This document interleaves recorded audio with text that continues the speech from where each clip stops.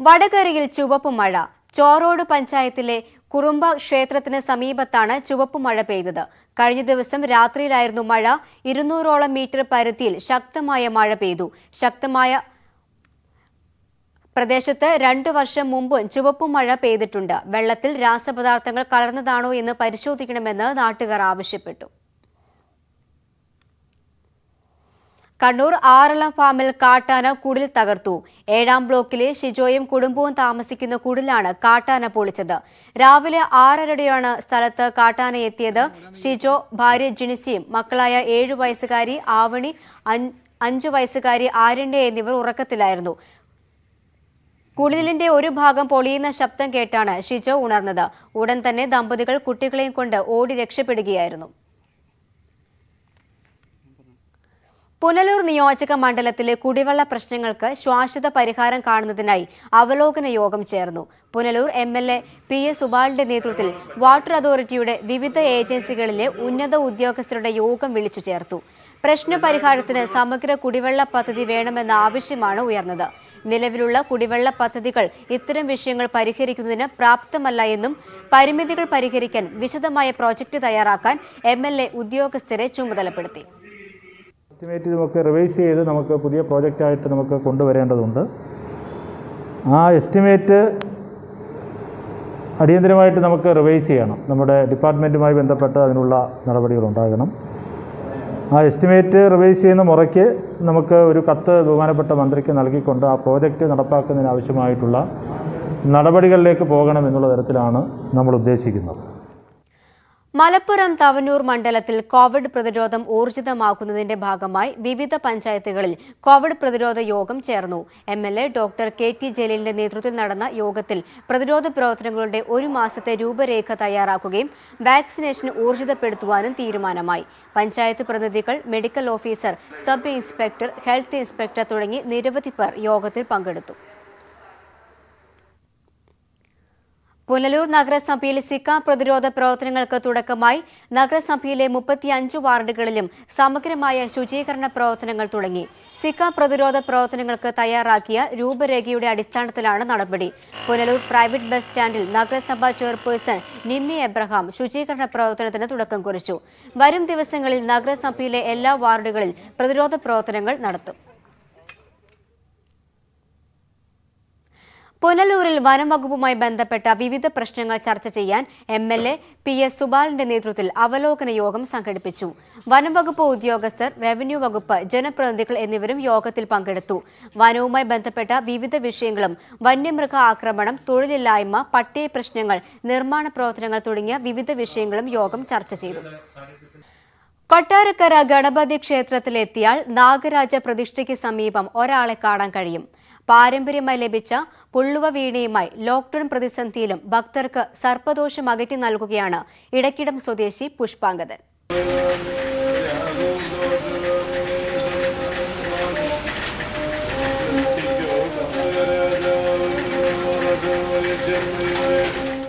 വർഷമായി പൂർവികർ നടത്തിവന്ന സർപ്പം പാട്ടാണ് പുഷ്പാങ്കദൻ ഇന്നും തുടർന്നു പോരുന്നത്.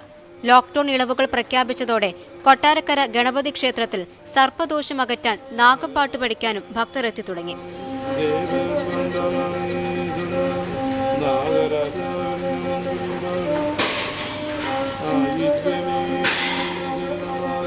15 വർഷമായി പുഷ്പാങ്കദൻ കൊട്ടാരക്കര ഗണപതി ക്ഷേത്രത്തിനുള്ളിൽ നാഗാരാധനയും നാഗംപാട്ടും നടത്തിവരുന്നു. പ്രതിസന്ധികൾ നിറഞ്ഞ ലോക്ക്ഡൌൺ ജീവിതത്തിൽ നിന്നും കരകയറാൻ ഇതുവരെയും കഴിഞ്ഞിട്ടില്ല. ഈ ലോക്ക്ഡൌൺ കാലയളവിൽ കഴിഞ്ഞ പ്രാവശ്യം 6 മാസത്തോളം ക്ഷേത്രങ്ങളൊക്കെ അടച്ചിടുകയും ഇപ്രാവശ്യം ഏതാണ്ട് 1.5 മാസത്തോളം അടച്ചിട്ട് ഒരുപാട് ദുരിതങ്ങൾ അനുഭവിക്കേണ്ടി വന്നൊരു സമൂഹമാണ് ഞങ്ങൾ. അതായത് മറ്റുള്ള എല്ലാ വിഭാഗത്തിലുള്ളവർക്കും ആനുകൂല്യങ്ങൾ നൽകുമ്പോൾ നമുക്ക് മാത്രം അങ്ങനെ ഒരു പ്രത്യേകിച്ച് ആനുകൂല്യങ്ങളോ കാര്യങ്ങളോ ഒന്നും സർക്കാരിൽ നിന്നുണ്ടായിട്ടില്ല. ബിരുദധാരിയായ പുഷ്പാങ്കദൻ ട്യൂട്ടോറിയൽ അധ്യാപകൻ കൂടിയാണ്. കൊറോണ പ്രതിസന്ധിയിൽ ട്യൂഷൻ സെന്ററുകൾക്ക് പൂട്ടുവീണതോടെ ജീവിതം ദാരിദ്ര്യത്തിന്റെ പടുകുഴിയിലാവുകയായിരുന്നു. ഞാനൊരു ട്യൂട്ടോറിയൽ അധ്യാപകൻ കൂടിയാണ്. 1.5 വർഷത്തോളമായി ട്യൂട്ടോറിയൽ അടച്ചിട്ടിട്ട് വേറെ മറ്റു മാർഗ്ഗങ്ങളില്ല. മറ്റ് അധ്യാപകർക്കൊന്നും വേറെ ഇതുപോലെ ഒരുപാട് പേർക്ക് അധ്യാപകരെല്ലാം പല മേഖലയിലേക്ക് തിരികുകയാണ് ചെയ്തത്. അപ്പോൾ അതിൻ്റെ എല്ലാം കൊണ്ട് ഇപ്പോൾ നമുക്കൊരു ചെറിയ ഒരു ആശ്വാസം എന്ന നിലയ്ക്ക് നമ്മൾ കഴിഞ്ഞുകൂടി പോവുകയാണ് ചെയ്യുന്നത്. സർപ്പക്കാവുകളിലും നാഗക്ഷേത്രങ്ങളിലും വീടുകളിലും നടത്തിവരുന്ന കളമെഴുത്തും പാട്ടും ഒക്കെ നിലച്ചതോടെ ഉപജീവനവും തടസ്സമായി. പാരമ്പര്യമായി പകർന്നു നൽകുന്ന അനുഷ്ഠാന കല സ്വീകരിക്കാൻ പുള്ളുവ സമുദായങ്ങളിലെ യുവതലമുറയും തയ്യാറാകുന്നില്ല. ക്ഷേത്രങ്ങളെ മാത്രം ആശ്രയിച്ചു ജീവിക്കുന്ന പുള്ളുവൻ സമുദായങ്ങൾക്ക് സർക്കാർ സഹായം ലഭ്യമാക്കണമെന്നാണ് ആവശ്യം. ന്യൂസ് 18 കൊട്ടാരക്കര. വടകര മാഹി കനാലിനു കുറുകെ മൂഴിക്കൽ ലോക്കം ബ്രിഡ്ജ് നിർമ്മാണം തുടങ്ങി. ടൂറിസത്തിനും കാർഷിക മേഖലയ്ക്കും പ്രയോജനകരമാണ് ബ്രിഡ്ജ്. മാങ്ങാമൂഴിയിൽ പൊതുമരാമത്ത് മന്ത്രി PA മുഹമ്മദ് റിയാസ് നിർമ്മാണോദ്ഘാടനം നിർവഹിച്ചു. വടകര മാഹി കനാലിന്റെ ഭാഗമായുള്ളതാണ് മൂഴിക്കൽ ലോക്കം ബ്രിഡ്ജ്. 16,95 ലക്ഷം രൂപ നബാർഡ് ധനസഹായവും 7 കോടി രൂപയുടെ സംസ്ഥാന സർക്കാരിന്റെ ഫണ്ടും ഉപയോഗിച്ചാണ് പദ്ധതി. മാഹി കനാലിനു കുറുകെയാണിത് പണിയുന്നത്. കേരളത്തിന്റെ തെക്ക് മുതൽ വടക്കു വരെ ബന്ധിപ്പിക്കുന്ന ജലപാതയുടെ ഭാഗമാണ് മാഹി കനാൽ. പദ്ധതിയുടെ പ്രവൃത്തി ഉദ്ഘാടനം ടൂറിസം പൊതുമരാമത്ത് വകുപ്പ് മന്ത്രി PA മുഹമ്മദ് റിയാസ് ഉദ്ഘാടനം ചെയ്തു. കേരളത്തിന്റെ തെക്ക് കോവളം മുതൽക്ക് വടക്ക് ബേക്കൽ വരെ നീണ്ടുകിടക്കുന്ന ഈ ജലപാതയുടെ ഒരു സുപ്രധാന ഭാഗമാണ് വടകര മാഹി കനാൽ.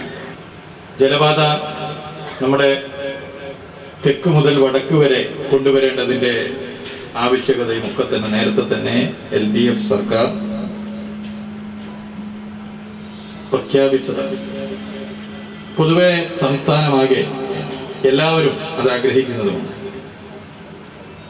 കുറ്റ്യാടിപ്പുഴയെയും മാഹിപ്പുഴയെയും തമ്മിൽ ബന്ധിപ്പിക്കുന്ന തെക്ക് മൂഴിക്കൽ മുതൽ വടക്ക് തുരുത്തിമുക്ക് വരെ നീണ്ടുകിടക്കുന്ന ഈ ജലപാതക്ക് 17.61 കിലോമീറ്റർ നീളമാണുള്ളത്. പദ്ധതി യാഥാർത്ഥ്യമായാൽ തിരുവള്ളൂർ, മണിയൂർ പഞ്ചായത്തുകളെ എളുപ്പത്തിൽ ബന്ധിപ്പിക്കാനാവും. ടൂറിസം രംഗത്തും ചരക്ക് നീക്കത്തിനും പ്രയോജനപ്പെടും. കൃഷിക്ക് ഏറെ പ്രയോജനപ്പെടുന്നതാണ് പദ്ധതി. ഉപ്പുവെള്ളം കയറാതിരിക്കാൻ നിർമ്മിച്ചിരുന്ന താൽക്കാലിക ബണ്ടും ഇനി ആവശ്യമില്ലാതാകും. ന്യൂസ് 18 വടകര.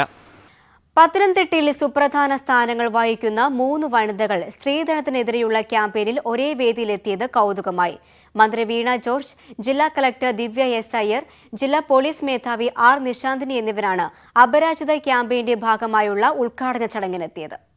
സ്ത്രീധനത്തിന്റെ പേരിൽ സ്ത്രീകൾ നേരിടുന്ന പീഡനത്തിനെതിരെ പത്തനംതിട്ട ജില്ലാ പോലീസ് സംഘടിപ്പിച്ച അപരാജിത ക്യാമ്പയിന്റെ ഉദ്ഘാടന ചടങ്ങിലാണ് ജില്ലയുടെ ആദ്യ വനിതാ മന്ത്രി വീണ ജോർജ്, ജില്ലാ കളക്ടർ ദിവ്യ S. അയ്യർ, ജില്ലാ പോലീസ് മേധാവി R. നിശാന്തിനി എന്നിവർ ഒരേ വേദിയിൽ പങ്കെടുത്തത്. സുപ്രധാന അധികാര ചുമതലകളിൽ 3 വനിതകൾ ഒരേ കാലഘട്ടത്തിലെത്തിയത് യാദൃശ്ചികമാണെങ്കിലും ഒന്നിച്ചൊരു വേദിയിൽ പങ്കെടുക്കുന്നത് ആദ്യമായാണ്. സംഘടിപ്പിച്ച പരിപാടിയും സ്ത്രീപക്ഷമായതിനാൽ ഉദ്ഘാടനം മുതൽ ചടങ്ങുകൾ നിയന്ത്രിച്ചതും ഇവർ മൂവരുമായിരുന്നു. ചടങ്ങിൽ സ്ത്രീധനത്തിനെതിരെയുള്ള ഉറച്ച നിലപാടുകൾ വ്യക്തമാക്കി മന്ത്രി വീണ ജോർജ്. സ്ത്രീധന നിരോധന നിയമം നിലവിലുണ്ട് എങ്കിലും സ്ത്രീധന നിരോധന നിയമത്തിന്റെ പേരിൽ നമ്മുടെ നാട്ടിൽ ആരെങ്കിലും ശിക്ഷിക്കപ്പെട്ടിട്ടുള്ളതായി നമ്മൾ ആരെങ്കിലും കേട്ടിട്ടുണ്ടോ? കേട്ടിട്ടില്ല. എന്തുകൊണ്ടാണത്? സ്ത്രീധനം കൊടുക്കുന്നതും വാങ്ങുന്നതും ഒരുപോലെ തെറ്റാണ്. സമീപകാലത്തുണ്ടായ മറ്റൊരു അനുഭവമായിരുന്നു ജില്ലാ കളക്ടർക്ക് പങ്കുവെക്കാനുണ്ടായിരുന്നത്. അവൾ പെൺകുട്ടി ആയതുകൊണ്ട് മാത്രം അവൾ വീട്ടിലെ ജോലി ചെയ്യണമെന്നോ, അവൾ മറ്റൊരു വീട്ടിലാണ് അവളുടെ നാളുകൾ ചിലവഴിക്കേണ്ടത് എന്നും അതാണ് അവളുടെ കുടുംബം എന്നൊന്നും ഈ പിഞ്ചു പ്രായത്തിൽ തന്നെ അവളെ പറഞ്ഞ് തെറ്റിദ്ധരിപ്പിക്കരുത് എന്ന്.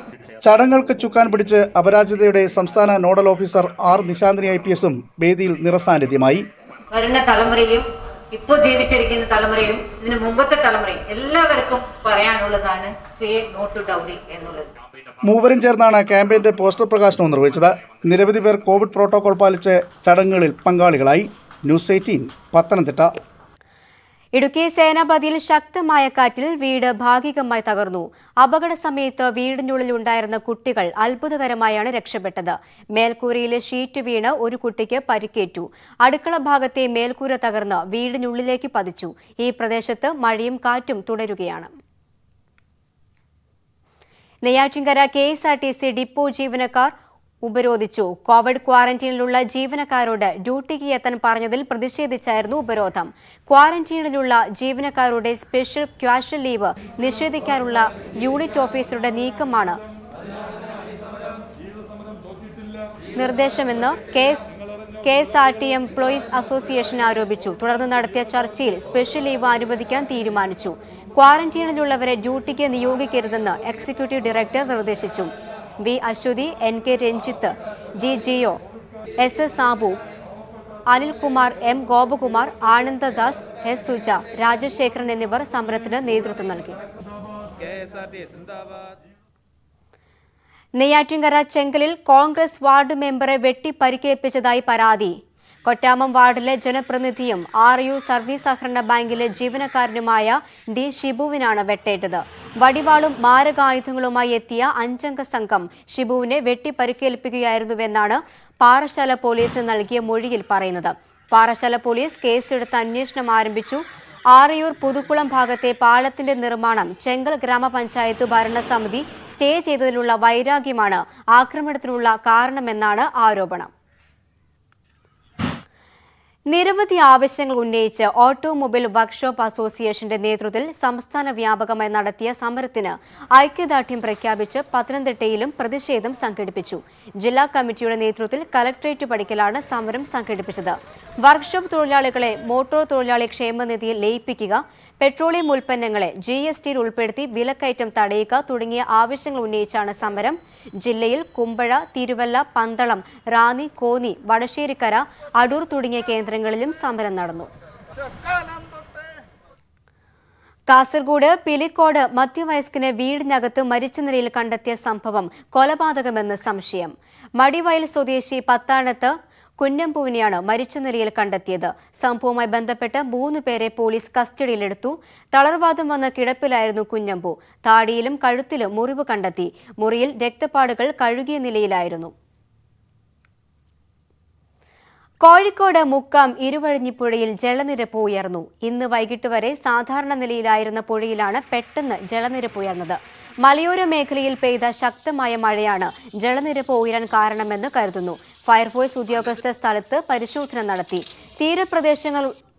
തീരപ്രദേശങ്ങളിലുള്ളവർ ജാഗ്രത പുലർത്തണമെന്നും ഫയർഫോഴ്സ് ഉദ്യോഗസ്ഥർ അറിയിച്ചു.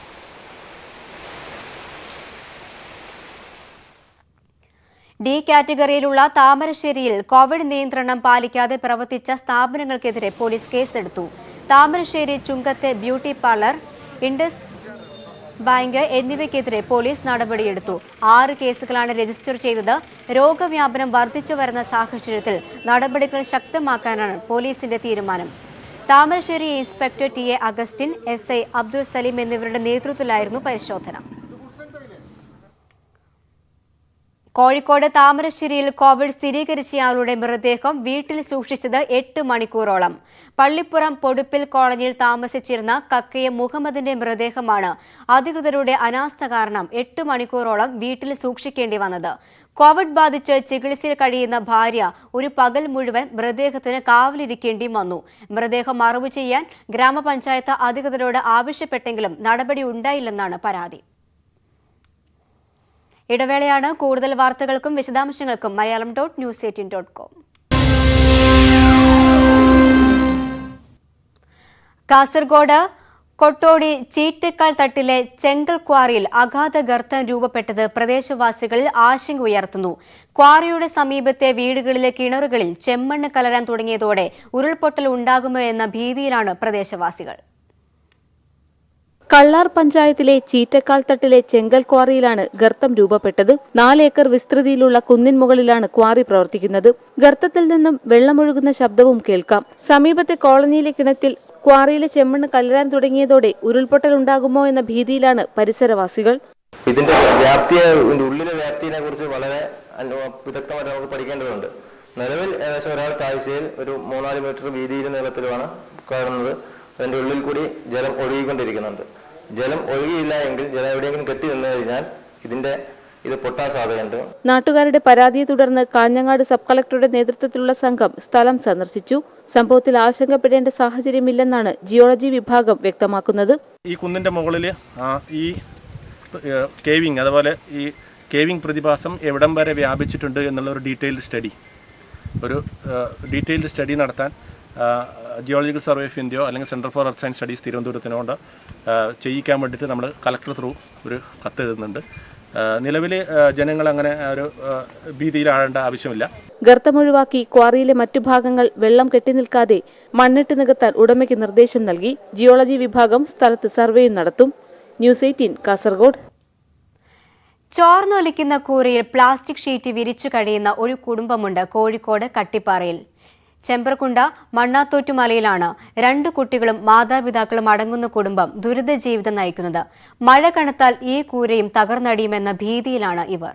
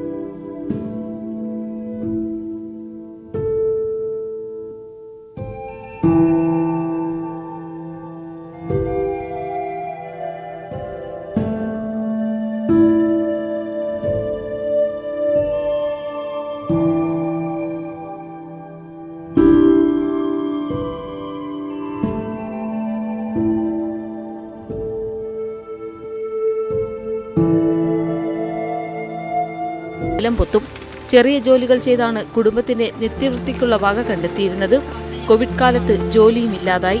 റേഷനും സൗജന്യ കിറ്റുമാണ് ഇവരുടെ ജീവൻ നിലനിർത്തുന്നത്. മഴയും വെയിലും ഏൽക്കാതെ കിടന്നുറങ്ങാൻ ചെറിയൊരു വീട് വേണമെന്നാണ് ആഗ്രഹം. ന്യൂസ് 18 കട്ടിപ്പാറ. ഗതാഗതം ദുഷ്കരമായ കണ്ണൂർ ആലക്കോട് കാപ്പിമല റോഡ് പുനർനിർമ്മിക്കണമെന്ന ആവശ്യം. വർഷങ്ങളായി തകർന്നു കിടക്കുന്ന റോഡ് കുണ്ടും കുഴിയുമായതോടെ വാഹനങ്ങൾ പോലും ഇതുവഴി വരാൻ മടിക്കുകയാണ്. കണ്ണൂരിലെ പ്രധാന വിനോദസഞ്ചാര കേന്ദ്രമാണ് വൈതൽമല. ഇവിടെ എത്തണമെങ്കിൽ പ്രധാനമായും ആശ്രയിക്കുന്നത് ഈ റോഡിനെയാണ്. 1958 പൊതുമരാമത്ത് വകുപ്പ് ഏറ്റെടുത്ത റോഡാണെങ്കിലും ഒരു തവണ മാത്രമാണ് ടാറിംഗ് നടത്തിയത്. 15 വർഷം മുമ്പ് കുഴികൾ അടച്ചതല്ലാതെ മറ്റൊരു നിർമ്മാണ പ്രവൃത്തിയും ഇവിടെ നടന്നിട്ടില്ല. ഈ റോഡ് ടാർ ചെയ്തിട്ട് ഏകദേശം ഇപ്പോൾ ഒരു 25 വർഷത്തിന് മുകളിലായി. അതിനുശേഷം ഒരു തവണ മറ്റോ ഇത് റീടാർ ചെയ്തിട്ടുണ്ടെന്നാണ് എൻ്റെ ഓർമ്മ, ഒരു 15 വർഷം മുമ്പ്. അപ്പോൾ ഈ ഒരു അതിനുശേഷം ഇതുവരെ ഒരു മെയിൻ്റനൻസോ റീടാറിംഗ് ഒന്നും ഈ റോഡിന് വേണ്ടി ചെയ്തു. റോഡ് തകർന്നതോടെ ഏക സ്വകാര്യ ബസ്സും KSRTCയും സർവീസ് നിർത്തിവെച്ചു. മണക്കടവ് വരെ കിഫ്ബി പദ്ധതിയിൽ ഉൾപ്പെടുത്തി റീടാറിംഗ് നടത്തുമെന്ന വാഗ്ദാനവും പാലിക്കപ്പെട്ടില്ല. ജീപ്പ് സർവീസാണ് നാട്ടുകാരുടെ ഏക ആശ്രയമെങ്കിലും അവയും ഇപ്പോൾ ഇതുവഴി വരാൻ മടിക്കുകയാണ്. ഇപ്പം വളരെ ദയനീയാവസ്ഥയിലാണ്. ആകപ്പാടെ 2-3 ബസ്സുണ്ടായിരുന്ന ബസ്സെല്ലാം ഇപ്പം പണിമുടക്കായിട്ടുള്ളത്. റോഡ് ഇങ്ങനെ കിടക്കുന്ന ബസ്സുകാർ ഓടുന്നില്ല, അവർക്ക് മെയിൻ്റനൻസിന് പോലും പൈസ വെക്കുന്നില്ലെന്നാണ് അവർ പറയുന്നത്. ഇപ്പം നമ്മുടെ കുട്ടികളൊക്കെ പോകാൻ വേണ്ടി വളരെ ബുദ്ധിമുട്ടിയിട്ടാണ് ഇപ്പോൾ ഉള്ളത്. വാഹനങ്ങൾ പോകുന്നില്ല. ആലക്കോട് നിന്നൊരു ജീപ്പിന് ഒരാൾ വരണമെങ്കിൽ 40 രൂപയാണ് ജീപ്പിന് മേടിക്കുന്നത്. ഇപ്പം ജീപ്പ് സർവീസും വരുന്നില്ല. എന്ന് വെച്ചാൽ അവർക്ക് ഓടിയിട്ട് മുതലാകുന്നില്ല. വണ്ടിയുടെ പാർട്സുകൾ അതുപോലെ ഡീസൽ പൈസ എല്ലാം കൂടി കാരണം അവരിപ്പം ഒട്ടും വരുന്നില്ല. റോഡ് തകർന്നതോടെ കാർഷികോൽപ്പന്നങ്ങൾ വിപണിയിലെത്തിക്കാൻ പോലും കർഷകർ ബുദ്ധിമുട്ടുകയാണ്. റോഡ് നന്നാക്കാൻ നടപടി വേണമെന്നാവശ്യപ്പെട്ട് അധികൃതരെ സമീപിച്ചെങ്കിലും നടപടിയുണ്ടായില്ല. പല ഉദ്യോഗസ്ഥന്മാരുമായിട്ടും ബന്ധപ്പെട്ടിട്ടും ഈ റോഡിന് ഈ ശവമോഷം മാറ്റി ഇതൊരു നല്ല രീതിയിൽ ആക്കാൻ ഇതുവരെ സാധിച്ചിട്ടില്ല. മുൻ MLAയുടെ കാലത്താണേലും ഈ റോഡിന് വേണ്ടി പല നിവേദനങ്ങൾ കൊടുക്കുകയും അതിന് വേണ്ടത് ചെയ്തു തരാമെന്ന് പറഞ്ഞിട്ട് ഈ കണ്ട എത്ര കാലയളവിലും ഇതിന് വേണ്ട മാറ്റങ്ങളൊന്നും വരുത്തിയില്ല. ശ്രീനി ആലക്കോട്, ന്യൂസ് 18 കാപ്പിമല. കോഴിക്കോട് കൂടരഞ്ഞി പഞ്ചായത്തിൽ നടന്ന പ്രസിഡന്റ് തെരഞ്ഞെടുപ്പിൽ LJDയിലെ ജോസ് തോമസ് മാവറയെ തെരഞ്ഞെടുത്തു. നേരത്തെ പഞ്ചായത്ത് പ്രസിഡന്റായിരുന്ന ലിൻഡോ ജോസഫ് MLA ആയി തെരഞ്ഞെടുക്കപ്പെട്ടതിനെ തുടർന്നാണ് തെരഞ്ഞെടുപ്പ് നടന്നത്. 14-അംഗ ഭരണസമിതിയിൽ 9 അംഗങ്ങളാണ് LDFന് ഉണ്ടായിരുന്നത്. കൂടരഞ്ഞി പഞ്ചായത്തിലെ മലയോര മേഖലയിലെ ഗതാഗത പ്രശ്നങ്ങൾ ഉൾപ്പെടെയുള്ള വിഷയങ്ങൾക്ക് കൂടുതൽ പ്രാധാന്യം നൽകി പഞ്ചായത്തിൽ സമഗ്ര വികസനം നടപ്പാക്കുമെന്ന് ജോസ് തോമസ് മാവറ പറഞ്ഞു. ഇടുക്കി നെടുങ്കണ്ടം കൽക്കുന്തലിൽ ഓടിക്കൊണ്ടിരുന്ന ഓട്ടോയ്ക്ക് മുകളിൽ ഇലക്ട്രിക് പോസ്റ്റ് വീണു. ഡ്രൈവർക്ക് പരിക്കേറ്റു. ഇദ്ദേഹത്തെ ആശുപത്രിയിൽ പ്രവേശിപ്പിച്ചു. ഇന്ന് രാവിലെയാണ് അപകടം. കോവിഡ് സൃഷ്ടിച്ച ജീവിത പ്രതിസന്ധി പരിഹരിക്കാൻ വനിതകൾക്ക് തൊഴിൽ പരിശീലനം നൽകി നെയ്യാറ്റിൻകര തിരുമ്പുറം ഗ്രാമസേവാ ഭവൻ. 4 ജില്ലകളിലെ 300-ലധികം വനിതകൾക്ക് കയർ കൊണ്ടുള്ള ഉൽപ്പന്നങ്ങളിലാണ് പരിശീലനം. നെയ്യാറ്റിൻകര കയർ ക്ലസ്റ്ററിന്റെ നേതൃത്വത്തിൽ കേന്ദ്ര ഏജൻസിയായ EDIA ആണ് പരിശീലനം നൽകുന്നത്. തിരുവനന്തപുരം, കൊല്ലം, ആലപ്പുഴ, പത്തനംതിട്ട ജില്ലകളിലായി 300-ൽ പരം വനിതകൾക്കാണ് ആദ്യഘട്ടത്തിൽ പരിശീലനം നൽകുന്നത്. താൽപര്യമുള്ള 18നും 45 വയസ്സിനും ഇടയിലുള്ള വനിതകളെ അഭിമുഖത്തിലൂടെ തെരഞ്ഞെടുത്തു. 30 ദിവസത്തെ പരിശീലനമാണ് നൽകുന്നത്. ഒരു യൂണിറ്റിൽ 50 വനിതകൾക്കാണ് പരിശീലനം. നെയ്യാറ്റിൻകര തിരുപ്പുറം ആസ്ഥാനമായി പ്രവർത്തിക്കുന്ന ഗ്രാമസേവാ ഭവനും നെയ്യാറ്റിൻകര കയർ ക്ലസ്റ്ററുമാണ് നേതൃത്വം നൽകുന്നത്. കേന്ദ്ര ഏജൻസിയായ ഓൺട്രപ്രണർഷിപ്പ് ഡെവലപ്മെന്റ് ഇൻസ്റ്റിറ്റ്യൂട്ട് ഓഫ് ഇന്ത്യയുടെ സഹായത്തോടെയാണ് പരിശീലനം. കയർ ഉൽപ്പന്നങ്ങളുടെ നിർമ്മാണത്തിനാണ് മുൻതൂക്കം. ചകിരിയിൽ നിന്നും കരകൗശല വസ്തുക്കൾ നിർമ്മിക്കുന്നതിനുള്ള ട്രെയിനിങ് ആണ് ഇവിടെ നൽകി വരുന്നത്. ഇതിൻ്റെ നേതൃത്വത്തിൽ 30 ദിവസത്തെ ക്ലാസ് കഴിയുമ്പോൾ ഇവർക്ക് സെൻട്രൽ ഗവൺമെൻറ്റിൻ്റെ ഒരു സർട്ടിഫിക്കറ്റും അതിൻ്റെ ഒരു സ്റ്റൈഫൻഡും ഇതിൻ്റെ നേതൃത്വത്തിൽ കൊടുക്കുന്നുണ്ട്. കൂടാതെ ഇത് ഒരു സ്വയം തൊഴിലായി ചെയ്യുന്നവർക്ക് ഇത് വിറ്റഴിക്കുന്നതിനുള്ള മാർഗങ്ങളും കൂടെ തുടർന്ന് ചെയ്തു കൊടുക്കുന്നതാണ്. സംസ്കരിച്ചെടുത്ത കയർ കൊണ്ട് ദേവവിഗ്രഹങ്ങൾ, കിളിക്കൂടുകൾ, വിവിധ തരം പക്ഷികൾ, ചെടിച്ചട്ടികൾ, ആമ, കുതിര, അലങ്കാരപ്പൂക്കൾ തുടങ്ങി വിവിധ കരകൗശല ഉൽപ്പന്നങ്ങൾ നിർമ്മിക്കാനാണ് പരിശീലനം. ഒരു തൊഴിലവസരമായിട്ട് എല്ലാവർക്കും കാണാം, ഇതിലൊരു വരുമാന മാർഗമായിട്ട് കാണാം. പിന്നെ പ്ലാസ്റ്റിക് എന്ന സംഭവം നമുക്കത് ഉപേക്ഷിച്ചിട്ട് കയറ് ചകിരി എന്നുള്ള സംഭവങ്ങളൊക്കെ നമുക്ക് വീണ്ടും തിരിച്ചു കൊണ്ടുവരാം. പഠനം പൂർത്തിയാക്കുന്നവർക്ക് EDIA സർട്ടിഫിക്കറ്റുകൾ നൽകും. ഉദ്യോഗ് ആധാർ, ബാങ്ക് വായ്പ എന്നിവയും ലഭ്യമാക്കും. ന്യൂസ് 18 നെയ്യാറ്റിൻകര. കോവിഡ് വാക്സിനേഷന്റെ സന്ദേശം രാജ്യത്തിന് പകർന്ന നെറ്റ്വർക്ക് 18 ഫെഡറൽ ബാങ്കും ചേർന്ന് സംഘടിപ്പിക്കുന്ന സഞ്ജീവനി ഗാഡി പ്രയാണം തുടരുകയാണ്. 5 സംസ്ഥാനങ്ങളിലൂടെയാണ് സഞ്ജീവനി ഗാഡിയുടെ പ്രയാണം. ഇതുവരെ 442 ഗ്രാമങ്ങളിലൂടെ 2,22,550 പേരിലേക്കാണ് വാക്സിനേഷൻ സന്ദേശവുമായി സഞ്ജീവനി ഗാഡി എത്തിയത്.